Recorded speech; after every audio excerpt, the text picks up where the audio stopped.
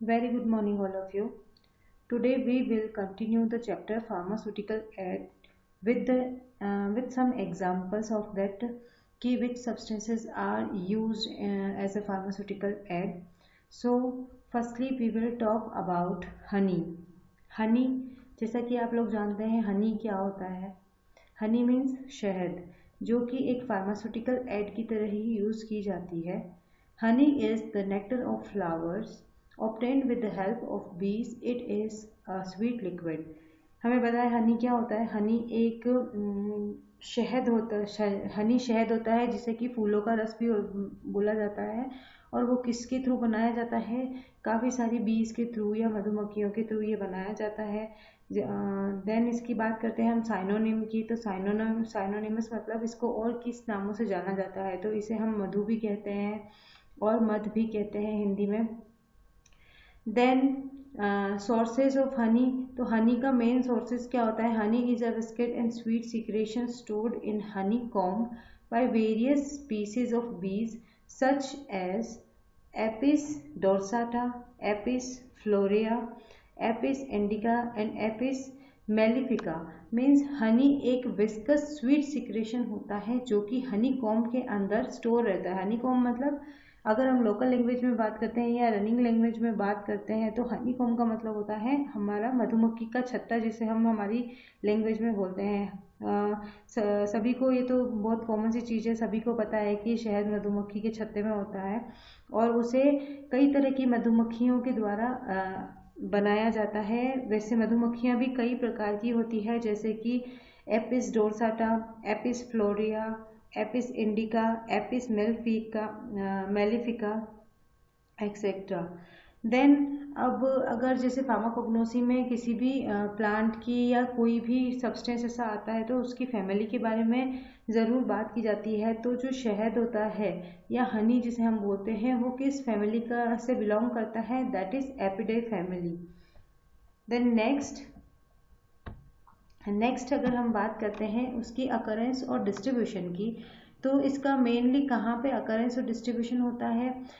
Mainly जो हनी होती है, शहद होती है, उनको वेस्ट इंडीज़ के अंदर, कैलिफोर्निया के अंदर, इंडिया, न्यूजीलैंड, ये जो कुछ कंट्रीज़ हैं वो मेन इसके प्रोड्यूसर होते हैं। यहाँ पर हनी सबसे ज़्यादा प्रोड्यूस की जाती है।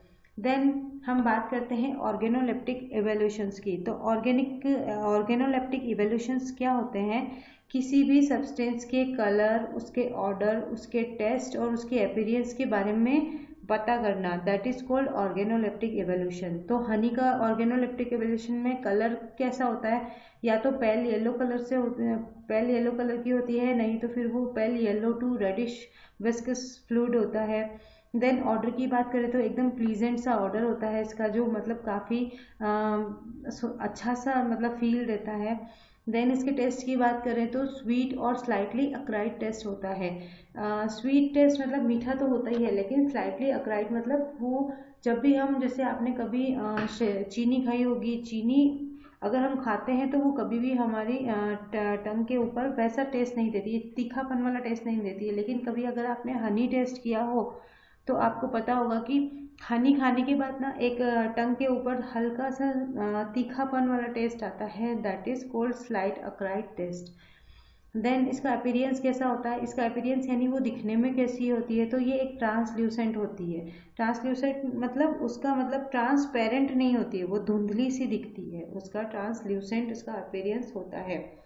देन इसके केमिकल कंस्टिट्यूएंट्स की अगर हम बात करते हैं तो इसके अंदर क्या क्या होते हैं? इसके अंदर होता है मॉइस्चर, डेक्सट्रोज, लेव्युलोज जिसे कि हम फ्रक्टोज भी बोलते हैं, सुक्रोज, डेक्सट्रीन, गम्स, ऐश, इन सभी का अलग अलग परसेंट के अंदर ये उसके अंदर मौजूद होते हैं हनी के अंदर। और इसके अंदर इन सब के अलावा कुछ लिटिल अमाउंट के अंदर या लिटिल क्वांटिटी के अंदर असेंशियल ऑयल्स भी होते हैं, विटामिन्स भी होते हैं, बीज वैक्स भी होती है, क्योंकि ये मधुमक्खियों के द्वारा बनाई जाती है इसलिए बीज वैक्स भी इसमें होती है। पोलन ग्रेन्स भी होती है, क्योंकि मधुमक्खियों का मेन काम क्या होता है कि पोलन ग्रेन्स जो अपने परागण जो होते हैं ना, एक फूल से दूसरे फूल तक लेके जाना, तो काफ़ी सारे पोलन ग्रेन्स किसके अंदर, हनी के अंदर भी आ जाते हैं। Then formic acid, acetic acid, succinic acid, maltose, colouring pigments, मतलब इस तरीके से और कई तरीके के एंजाइम्स के मिक्सचर्स भी इसके अंदर पाए जाते हैं। Then chemical test. अब हनी का जो केमिकल टेस्ट होता है वो दो या तीन तरीके से होते हैं, जिसमें सबसे पहले हम बात करते हैं Fiehe's test for artificial invert sugar, कि कोई भी हनी आर्टिफिशियल है या नेचुरली है, इसका हम कैसे पता लगाएंगे, उसका पता लगाएंगे हम फीस टेस्ट से। तो इसके फीस टेस्ट से इसमें क्या करते हैं, सबसे पहले जैसे हम हनी लेते हैं, 10 ml हमने हनी ले लिया, उसके अंदर हम 5 ml पेट्रोलियम ईथर सॉल्वेंट की तरह मिला देते हैं। 10 ml हनी, उसके अंदर हमने 5 ml ईथर मिला दिया। अब उसे हम क्या करेंगे, 5 to 10 मिनट्स के लिए लगातार उसको शेक करते रहेंगे। अब हनी और ईथर को लगातार शेक करने से क्या होगा कि जो हनी होता है उसके ऊपर ईथर की एक लेयर बन जाती है। तो अब जो लेयर बनती है उसे हम क्या करेंगे, एक चाइना डिश के अंदर सेपरेट आउट कर देंगे और उसके बाद उसे इवेपोरेट करेंगे। अब इवेपोरेट करने के बाद में जो भी कंस्टिट्यूएंट चाइना डिश के अंदर बचता है उसके अंदर हम 1% सॉल्यूशन रिसोर्सिनॉल का मिला देंगे और उसके बाद हम 1 ml या 1 ml हम उसके अंदर HCl यानी हाइड्रोक्लोरिक एसिड का मिला देंगे। देन इससे क्या होगा कि एक ट्रांजिएंट रेड कलर इसके अंदर अपीयर होता है, यानी कि एक लाल कलर जो होता है ना, ट्रांसपेरेंट टाइप का लाल कलर उसके अंदर अपीयर होता है। अगर वो लाल कलर काफ़ी लंबे समय तक रहता है तो समझ लो वो नेचुरल हनी है। लेकिन अगर लाल कलर ऑब्टेन हुआ है लेकिन वो कुछ ही देर में वो लाल कलर जो ऑब्टेन हुआ है सारी केमिकल प्रोसेस के बाद में वो ख़त्म हो जाता है, तो इससे ये निष्कर्ष निकल जाता है कि वो जो भी हनी है वो एक आर्टिफिशियल हनी है। देन हम बात करते हैं रिडक्शन ऑफ फेलिंग सॉल्यूशन। ये भी एक टेस्ट है जिसके थ्रू हम ये पता लगा सकते हैं कि किसी भी हनी के अंदर कोई रिड्यूसिंग शुगर प्रेजेंट है या नहीं है। तो इसके लिए हम क्या करेंगे, एक 2 ml एक्वस सॉल्यूशन लेंगे हनी का, इसके अंदर हम फेलिंग सॉल्यूशन ए और फेलिंग सॉल्यूशन बी, यानी फेलिंग सॉल्यूशन के 2 पार्ट होते हैं जिसे हम फेलिंग सॉल्यूशन 1 और 2 भी बोल सकते हैं, ए और बी भी बोल सकते हैं। उन दोनों को हम मिक्स करके 5 to 10 मिनट्स के लिए उसे हम हीट करते हैं। उसके बाद में अगर ब्रिक रेड कलर आता है हीट करने के बाद, तो ये समझ लेना चाहिए कि उस हनी के अंदर रिड्यूसिंग शुगर प्रेजेंट है। ब्रिक रेड कलर का मतलब एक जो ईंट आपने देखी होगी, ईंट भी एक रेड कलर की होती है, तो ईंट जैसा जो रेड कलर अगर अपीयर होता है देन इट मीन्स इसमें रिड्यूसिंग शुगर प्रेजेंट है। आफ्टर दैट लिमिट टेस्ट किया जाता है इसके अंदर, और लिमिट टेस्ट वैसे आप लोगों ने केमिस्ट्री में काफ़ी अच्छे से पढ़े होंगे लिमिट टेस्ट क्या होते हैं। और इसके अंदर भी लिमिट टेस्ट की हनी का भी लिमिट टेस्ट किया जाता है, जिसके अंदर क्लोराइड, सल्फेट और ऐश की क्वांटिटी का पता करने के लिए लिमिट टेस्ट किया जाता है। और उसके बाद में जो भी लिमिट टेस्ट के जो रिजल्ट होते हैं उन्हें फिर फार्माकोपियल स्टैंडर्ड से कंपेयर किया जाता है कि क्या जो भी ये क्लोराइड, सल्फेट और ऐश के टेस्ट किए जा रहे हैं वो फार्माकोपियल स्टैंडर्ड के साथ मैच करते हैं या नहीं करते हैं। इस तरह से लिमिट टेस्ट परफॉर्म किया जाता है। देन अब उसकी थेरापेटिक एफिकेसी की बात करते हैं। थेरापेटिक एफिकेसी का मतलब वो उसका मतलब यूज़ क्या है हमारे लाइफ में, या हमारी मतलब जो फार्मास्यूटिकल इंडस्ट्रीज है उसमें हनी का यूज़ क्या होता है। Sorry. It act as a mild laxative, bactericidal, sedative, antiseptic. ये लेक्सेटिव की तरह भी काम होती है, बैक्टीरिसाइडल भी काम होती है और सेडेटिव, एंटीसेप्टिक की तरह भी इसे काम में लिया जाता है। वर्मीसाइड का भी इसका एक तरह से इफेक्ट होता है। And it is also use to treat aphthae and other infection of oral mucous membrane. Aphthae का मतलब ये जो भी हमारे मुंह में छाले हो जाते, तो हमारे बड़े बुजुर्ग आपने कभी सुना होगा कि शहद लगा लो, मुंह में शहद लगा लो, तो उनका कहना बिल्कुल सही होता है, क्योंकि जो भी छाले हो जाते हैं तो उसको हम हनी के थ्रू ठीक कर सकते हैं। हनी एक मेडिसिन की तरह उसमें काम करता है। और इसके अलावा भी कई तरह के जो हमारा माउथ के प्रॉब्लम होते हैं, म्यूकस मेम्ब्रेन के प्रॉब्लम होते हैं, वो इसके थ्रू सॉर्ट आउट हो सकते हैं। इसके अलावा ये प्री ऑपरेटिव कैंसर के अंदर भी यूज़ होती है और it is constituent of medium use for prevention of the cornea. मतलब हनी का आँखों के लिए भी काफ़ी ज़्यादा फायदेमंद उपयोग होता है और इसे आँखों के ट्रीटमेंट के लिए भी या आँखों में कई तरीके की जो प्रॉब्लम्स होती है उसके लिए भी इसे यूज़ किया जाता है। तो ये सारा था हनी के बारे में। देन हम नेक्स्ट इसका एग्जाम्पल पढ़ते हैं arachis oil. What is arachis oil? Arachis oil को हम पीनट ऑयल भी बोलते हैं और पीनट ऑयल यानी मूंगफली का तेल जिसे सब जानते हैं काफ़ी अच्छे से। It is also called as peanut oil. Arachis oil of parenteral dose Arakis oil for parental doses form should contain not more than 0.3% of water। एरेकिस oil में 0.3% वाटर से ज़्यादा इसमें वाटर कंटेंट नहीं होता है जो पेरेंटल डोजेस के अंदर यूज़ होता है उसमें। और इसका जो साइनोनिमस होता है वो होता है ग्राउंडनट ऑयल, पीनट ऑयल, मतलब उसे मूंगफली का तेल बोला जाता है कैसे भी करके अगर बात करें तो। इसका सोर्स क्या होता है? मेनली इसके सीड्स जो होते हैं वो इसका सोर्स होता है और वो भी कौन सी कई तरीके की वैरायटी के होते हैं, जैसे जिसमें से एक वैरायटी है एरेकिस हाइपोजियम लिन। इसमें मतलब एरेकिस मूंगफली का तेल हमें मेनली बीजों से मिलता है और ये एरेकिस हाइपोजिया लिन से मैक्सिमम हमें मिलता है। और इसकी फैमिली की बात करते हैं तो ये कौन सी फैमिली से बिलोंग करता है? ये लेग्यूमिनोसी फैमिली से बिलोंग करता है। और इसका अकरेंस और डिस्ट्रीब्यूशन मतलब ये मेनली कहाँ पाया जाता है? वैसे तो ये इसका नेटिव प्लेस ब्राज़ील है, मतलब इसका होता है ना नेटिव प्लेस जहाँ पे सबसे पहले ये उगाई जाती थी वो ब्राज़ील है, लेकिन आजकल इसे साउथर्न यूनाइटेड स्टेट्स में, चाइना में, अफ्रीका में, इंडिया में भी काफ़ी मात्रा में इसे उगाया जाता है और इसका कल्टिवेशन किया जाता है। इसके ऑर्गेनोलिप्टिक इवेल्यूशंस की बात करते हैं तो उसमें सबसे पहले कलर जो होता है इस ऑयल का कैसा होता है? पेल येलो कलर होता है। और देन ऑर्डर इसका ब्लेंड और कैरेक्टरिस्टिक ऑर्डर होता है। ब्लेंड मतलब एक तरीके से थोड़ा सा मतलब आप इसे बोल सकते हो एक प्लीजेंट सा मीठा सा जो टेस्ट इसका ऑर्डर होता है ना। कभी आपने अगर कभी देखा हो तो मूंगफली के ऑयल को कभी आप स्मेल करके देखना, उसमें से एक मीठा सा और एक प्लीजेंट सा ऑर्डर आता है। ऑर्डर यानी उसकी स्मेल होती है। देन इसका टेस्ट भी वैसा ही होता है, ब्लेंड और नट लाइक। जैसे कोई आपने बादाम कभी टेस्ट किया हो तो लाइक वैसा ही इसका टेस्ट होता है। इसकी सॉल्युबिलिटी क्या होती है? ये सॉल्वेंट ईथर में, क्लोरोफॉर्म में और लाइट पेट्रोलियम के अंदर सॉल्युबल होता है। इसके एक्स्ट्रा फीचर की बात करें तो ये नॉन ड्राइंग ऑयल होता है, मतलब ये ऑयल कभी भी ड्राई नहीं होता है। और दूसरी बात ये होती है कि अगर हम इसको एयर के अंदर रख देते हैं तो ये धीरे धीरे थिक होने लग जाता है और फिर ये खराब हो जाता है। देन इसे हम ड्राई हीट प्रोसेस के थ्रू स्टरलाइज भी कर सकते हैं। तो मतलब मूंगफली के तेल में ये होता है कि ये काफ़ी जल्दी खराब भी हो जाता है।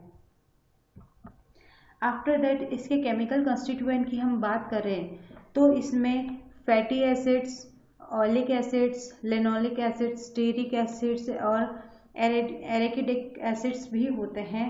और इट में आल्सो कंसिस्ट ऑफ लिग्नोसेरिक और पाल्मेटिक एसिड्स। इसके अंदर मैक्सिमम ये एसिड्स होते हैं। देन इसके केमिकल टेस्ट की हम बात करते हैं तो ये यूवी रेडिएशन के थ्रू अगर हम इसका टेस्ट करते हैं, यूवी स्पेक्ट्रोफोटोमीटर से अगर हम इसका टेस्ट करते हैं तो ये एक ब्लू फ्लोरोसेंस को शो करता है।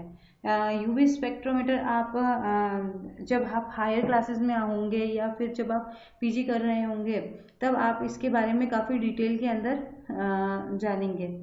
देन इसकी थेरापेटिक एफिकेसी की बात करते हैं तो वही बात, इसका यूज़ किस में होता है? इसका इंट्रामस्कुलर इंजेक्शन के अंदर मेनली यूज़ होता है और और इससे काफ़ी फर्म और एक्सीलेंट वाइट सोप बनती है। मूंगफली के तेल से एक वाइट सोप, जब भी वाइट सोप बनानी होती है तो मैक्सिमम जो भी इंडस्ट्रीज होती है वो पीनट ऑयल का यूज़ करते हैं। Then it is also use in form of an enema to treat faecal infections. Faecal infections को ट्रीट करने के लिए एक इनेमा की तरह भी इसे यूज़ किया जाता है। देन हम नेक्स्ट कंस्टिट्यूएंट पढ़ते हैं स्टार्च। तो अभी तक हमने हनी और arachis oil that is peanut oil हमने उसे कंप्लीट किया है। अब हम बात करते हैं स्टार्च की। तो स्टार्च क्या होता है? Starch is a white colorless solid carbohydrate which occurs in form of minute in seeds, tubers and other plant parts. They are an important constituent of rice, corn, wheat, beans, potatoes and many other vegetables. मतलब starch आपको पता है कैसा होता है, एक white और colourless होता है, ऑर्डरलेस होता है। ये मेनली हमें किस में मिलता है, राइस में मिलता है, कॉर्न के अंदर मिलता है, व्हीट, बीन्स, पोटैटोज और बहुत सारी वेजिटेबल्स ऐसी होती है जिसके अंदर स्टार्च की मात्रा पाई जाती है। इसका साइनोनिम की बात करें तो इसे दूसरे नाम से अमाइलम भी बोला जाता है, दूसरा नाम इसका अमाइलम भी होता है। और इसका जो सोर्स होता है वो मेनली क्या होते हैं, starch is a polysaccharide granule obtain from grains of the मेज, राइस, व्हीट एंड पोटैटोज। और ये वेल नोन है कि राइस, व्हीट, पोटैटोज और मेज इन सब के अंदर स्टार्च की काफ़ी अच्छी मात्रा होती है। ये मेनली ग्रेमिने और सोलेनेसी फैमिली से बिलोंग करता है। देन इसका अकरेंस और डिस्ट्रीब्यूशन की बात करते हैं तो ये सब ट्रॉपिकल कंट्रीज के अंदर ट्रॉपिकल और सब ट्रॉपिकल कंट्रीज के अंदर बहुत ज़्यादा पाया जाता है। और इंडिया के अंदर ये मेन सोर्स होता है स्टार्च का। क्या होता है, मेज यानी जो मक्की होती है या मकई जिसे बोला जाता है, वो उसका मेन सोर्स होता है। और इंडिया में इसका production per year 1,60,000 ton per year इसका प्रोडक्शन होता है। मतलब इंडिया भी इसका प्रोडक्शन काफ़ी अच्छी मात्रा के अंदर पर ईयर करता है। देन इसके ऑर्गेनोलेप्टिक इवोल्यूशंस की हम बात करें तो उसके अंदर सबसे पहले आता है उसका कलर, देन आता है ऑर्डर। तो कलर में क्या होता है, राइस और स्टार्च जो भी ग्रेन्स होते हैं उससे अगर हम स्टार्च लेते हैं तो हमें वो वाइट कलर का स्टार्च मिलेगा। लेकिन अगर हमने व्हीट से लिया है, गेहूं से अगर स्टार्च हमने प्रोड्यूस किया है तो वो क्रीम कलर का स्टार्च होता है। इसी तरह अगर हमने पोटैटोज के थ्रू स्टार्च ऑब्टेन किया है या प्रोड्यूस किया है तो उसका कलर येलोविश कलर उसका होता है। और ये ऑर्डरलेस होता है, इसमें कोई किसी भी तरह की कोई स्मेल नहीं होती है। इसका टेस्ट भी ब्लैंड और म्यूसिलेजिनस होता है। म्यूसिलेजिनस मतलब थोड़ा सा चिपचिपा टेस्ट। ऑब्वियसली स्टार्च है तो उसके अंदर चिपचिपा सा टेस्ट उसका होता है।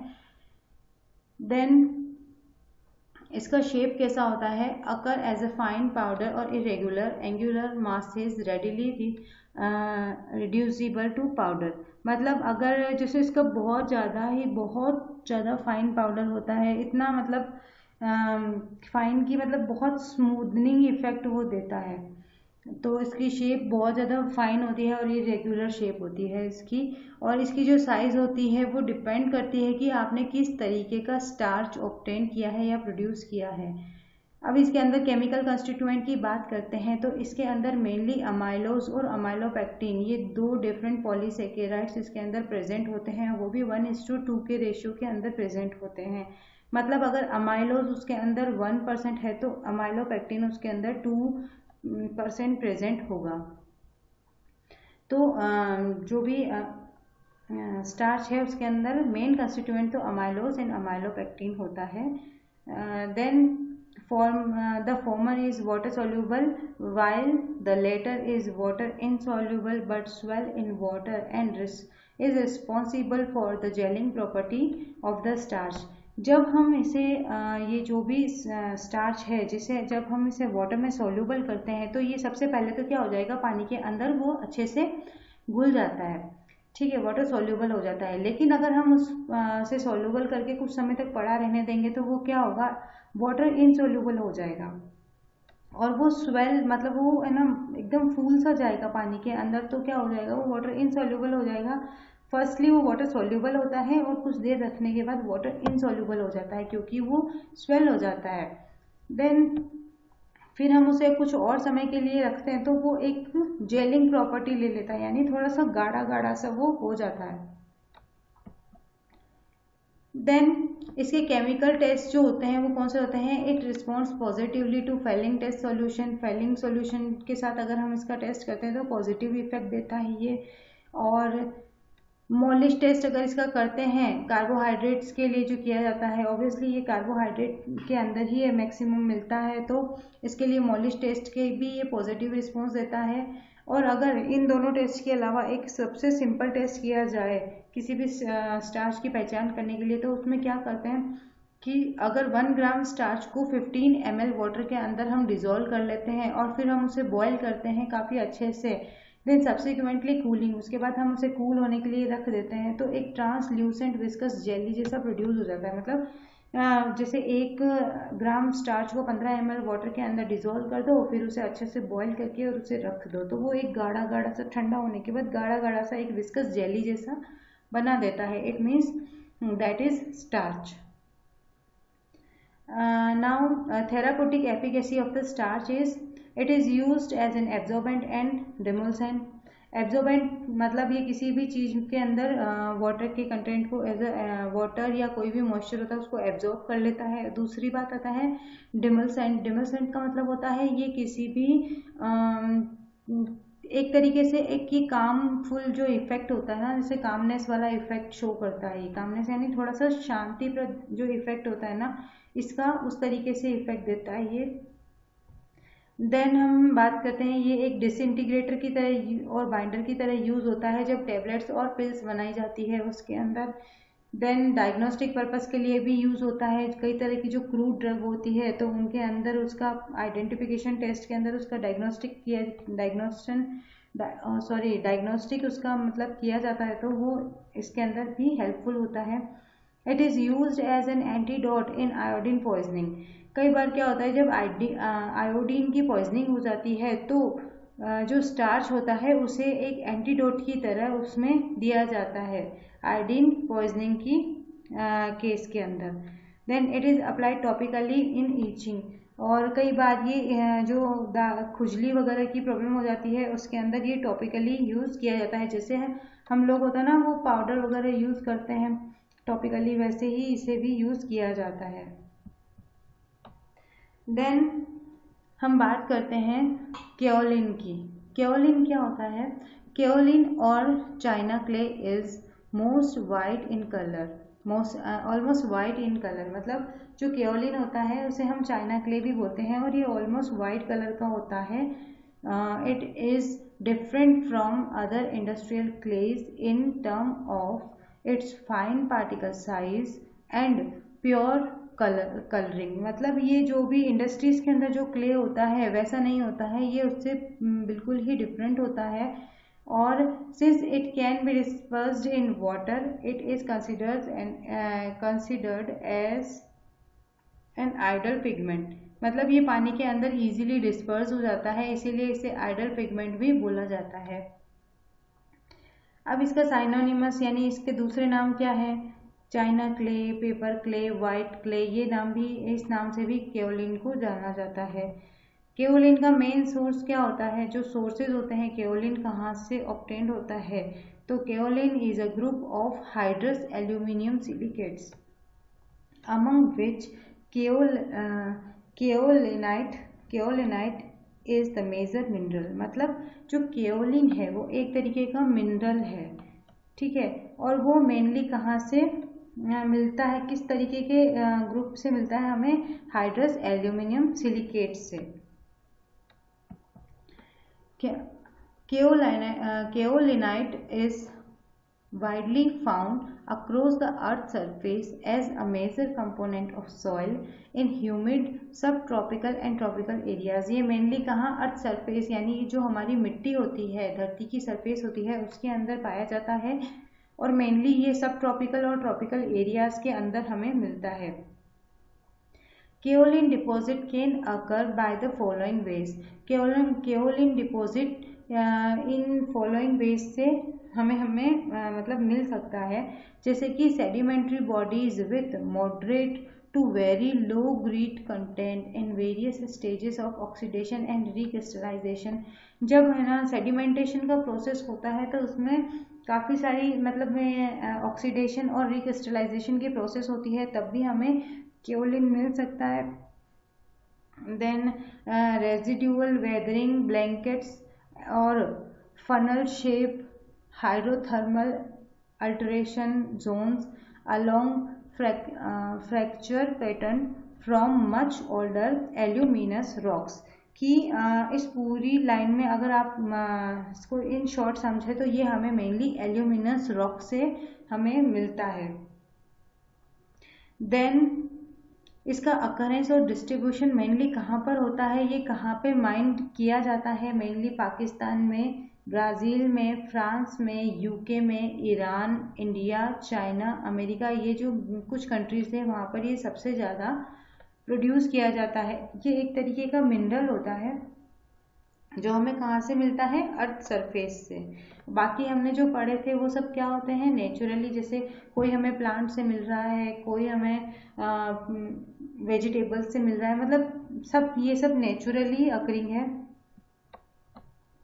देन इसके ऑर्गेनोलिप्टिक इवोल्यूशन की बात हम करें तो इसका जो कलर होता है वो वाइट कलर का होता है। कभी कभी ये रेड और ब्लू और ब्राउन कलर में भी ये हमें मिल सकता है, जो कि होता वाइट है लेकिन उसके अंदर रेड, ब्लू, ब्राउन कलर की मतलब छोटे छोटे कण मिल जाते हैं जो कि एज अ इम्प्योरिटी की तरह होते हैं उसके अंदर। और इसका क्रिस्टल हैबिट कैसा होता है, अर्थी होता है, because it is produce from earth surface. Then इसका क्रिस्टल सिस्टम ट्राइक्लिनिक होता है, इसका फ्रैक्चर परफेक्ट होता है, इसका जो लस्टर होता है वो डल और अर्थी होता है, मतलब वो दिखने में थोड़ी सी डल दिखती है, वो शाइनी वाइनी नहीं दिखती है, थोड़ा सा डल या फिर इसका अर्थी मतलब एक मिट्टी की तरह दिखती है। और इसका जो स्ट्रेक होता है वो वाइट होता है। देन इसके केमिकल कंस्टिट्यूएंट की बात करें तो इसके अंदर क्या होता है, मेन एनहाइड्रस एल्यूमिनियम सिलिकेट, ये इसका मेन कंटेंट होता है। इसके अलावा इसके अंदर silicon dioxide, iron dioxide, titanium dioxide, aluminium dioxide, calcium dioxide, magnesium dioxide, sodium dioxide, potassium dioxide and water, इतने सारे इसके अंदर केमिकल कॉन्स्टिट्यूएंट्स और मिलते हैं जो कि अलग अलग परसेंटेज के अंदर उसके अंदर पाए जाते हैं। इसके केमिकल टेस्ट की बात करें तो on heating kaolin along with cobalt nitrate on charcoal black a blue mass is formed due to alumina। मतलब अगर हम केओलिन को हीट करते हैं कोबाल्ट नाइट्रेट के साथ में तो इसके अंदर जो भी होता है जो सब्सटेंस होता है एल्यूमिना, उसकी वजह से एक ब्लू मास ऑब्टेन्ड होता है। It means it show that it is kaolin. Then इसकी थेरापेटिक एफिकेसी की हम बात करते हैं तो it is used in mild to moderate diarrhoea, severe diarrhoea, cholera, मतलब ये डायरिया और सीवियर डायरिया, कोलेरा मतलब हैजा, उन सब में इसका यूज़ होता है क्योंकि ये मिनरल है। और जब डायरिया और इन सब में इस सब में क्या होता है, मेनली हमारी बॉडी के अंदर से सॉल्ट और मिनरल्स का लॉस हो जाता है। Then it is directly applied on the skin in the form of wet dressing और डस्टिंग पाउडर के थ्रू। इसको पाउडर की फॉर्म में और वेट ड्रेसिंग की तरह भी हम काम में लेते हैं हमारी स्किन के ऊपर। It is use for drawing और सॉफ्टनिंग द स्किन। ये हमारी बॉडी के ऊपर अगर जैसे हम गर्मियों में क्या होता है, बहुत से लोग पाउडर लगाते हैं तो क्या होता है, स्किन थोड़ा सा ड्राइनेस हो जाती है, उसके अंदर स्वेटनिंग कम होती है, और कई बार हम सॉफ्टनिंग इफेक्ट के लिए भी इसका स्किन पर यूज़ करते हैं। It is also use in laboratory for diagnosing disease. कई बार कई तरह की बीमारियां ऐसी होती है जिसे डायग्नोस करने के लिए भी केओलिन का यूज़ किया जाता है। It is use in tablet preparation to filter material and to remove the colour. और जब हम कई बार टेबलेट बनाते हैं तो बहुत सी चीज़ें ऐसी होती है जो फिल्टर नहीं हो पाती है, तब हम क्या करते हैं कि इनको उसके अंदर मिलाकर और उसे फिल्टर मतलब फिल्टर करने के अंदर हेल्प लेते हैं इसकी। और कई बार क्या होता है, कुछ ऐसे सब्सटेंस होते हैं जिसमें से कलर अगर जा नहीं रहा होता तो हम उसको अंदर केओलाइन मिलाते हैं ताकि उसका कलर वो पूरा डिसअपियर हो जाए या रिमूव हो जाए। सो with this slide we will finish our today's lecture, or if the students do not have any notes then they can take the screenshot from this PPT. So please continue your chapter with these slides, with these videos, और आप लोग easily यहाँ से screenshot लें और अपने notes prepare करें। And thank you so much.